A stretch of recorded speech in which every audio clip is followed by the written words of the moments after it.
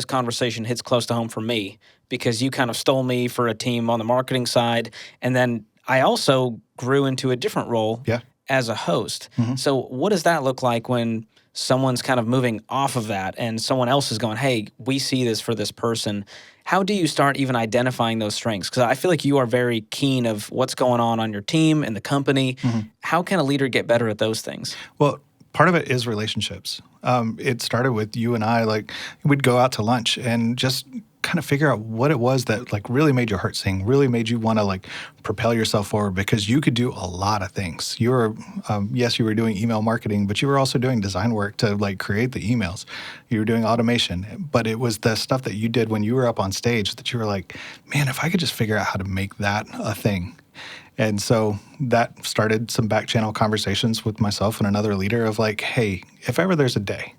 And so those conversations went on for a few months before you and I sat down at a burger shop just down the road, and we were like, George, where do you want to go with your life? And you're like, man, if I could really get up on stage and if I could do some of the stuff that other people are doing from hosting or leading, that would be great. And so the groundwork had already been laid long before you and I had that conversation because I wanted to make sure there was a path because I kind of had a sense for where it was you wanted to go. You had a good spidey sense there. A little bit. And part of that is being intentional with your team and going to lunch with them and hearing their heart and helping them create a growth plan to help them get there. And I think a lot of this great resignation talk we've been hearing about stems from a lack of leadership. Yeah. And no one's helping them figure that out. No one's looking at their strengths and unique giftings and going, man, how can we get you in the right seat on the bus so you really shine? Absolutely. So that you're here for a long time instead of getting frustrated and going, well, they don't see the opportunity in me. And that's something that it's hard to grow in as a leader. So what were the results like for the person, the team, as you've been shifting and moving people around and growing your own team on Ramsey Plus? You guys have an incredible team that you've built. What happens if it goes well? What are the positive results? Well, ultimately, it serves the business better because you're keeping people in for the long haul. You're putting them in a place that not only are they thriving from a skill set standpoint, but it's the thing that they get up every Monday morning and they're pumped to come in and go do. Yes, people can do a lot of different things and they get hired on and they're in their role. But when you start to find that path of like they can't help but do this, then there's that.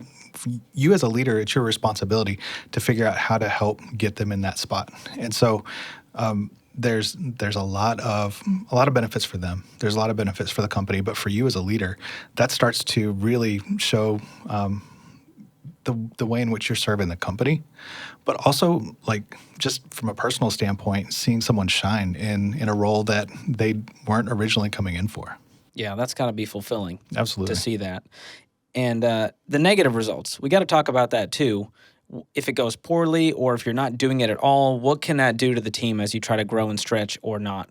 Well, whenever you're taking somebody off of a team, especially if it's your team, there's a hole that you're leaving there. And if they were a great member of that team from a personality standpoint or for a team dynamics, you've got a hole that you're missing. 9 times out of 10, when I've seen it go poorly, is you've not set them up or the leader that's bringing them on well. Like there's a lack of communication. There's a lot of assumptions made of like, yeah, they're going to be great there, but there's not a lot of like clear expectations of what great looks like.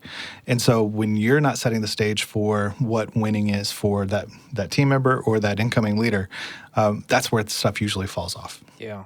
Have you found that a negative result can sometimes be, as you grow and stretch people, they grow and stretch and then they leave? Not usually. What I've seen is most of the time when people leave, it's because they're stuck.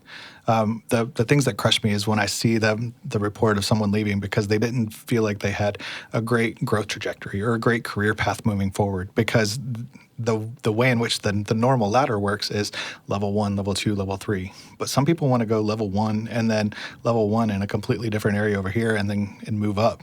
And so that, it to me, is an indication of no one ever sat down and was like, what do you really want to do? Like, what really makes the thing inside you just come to life? And like, those are the conversations we as leaders have to have.